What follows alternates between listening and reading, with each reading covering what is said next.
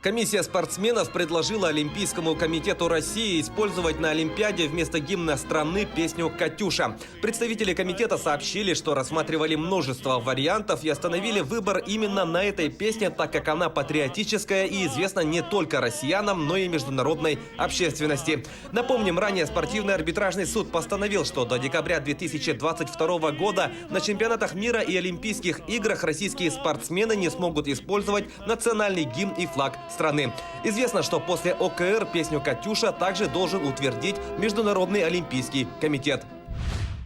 Гандболисты мужской сборной России сыграли в ничью с командой Белоруссии в матче предварительного раунда чемпионата мира, который проходит в Египте. Встреча завершилась со счетом 32-32. Самым результативным игроком матча стал правый крайний белорусов Никита Вайлупов, забросивший 10 мячей. В составе россиян самым точным был левый крайний Игорь Сорока, на счету которого 6 голов.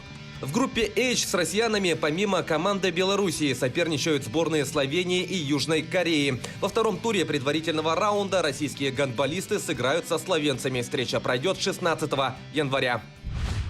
Гол полузащитника сборной России Алексея Миранчука помог Аталанте на своем поле со счетом 3-1 выиграть у Кальяри в матче 1/8 финала Кубка Италии по футболу. Россиянин в этой игре впервые вышел в стартовом составе бергамасков и отличился результативным ударом на 43-й минуте.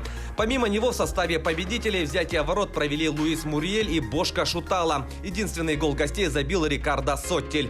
Теперь в активе российского полузащитника 3 мяча в 11 матчах. В четвертьфинале турнира Аталанта сыграет с победителем игры между Лацио и Пармой, которая пройдет 21 января.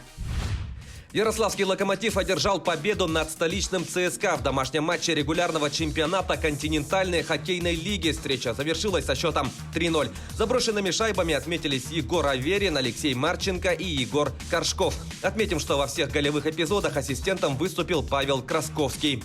Железнодорожники занимают 3-е место в таблице Западной конференции, набрав 63 очка. Армейцы продолжают лидировать, имея в активе 69 пунктов. В следующем матче «Локомотив» на выезде встретится с Челябинским «Трактором», а ЦСКА дома примет петербургский «СКА». Обе игры пройдут 17 января. Перейдем к событиям нашего региона. Студент СВФУ Янник Самплей, выступающий за мини-футбольный клуб ЛКС из Липецкой области, занял первое место в рейтинге лучших бомбардиров в истории высшей лиги, второго по силе дивизиона страны.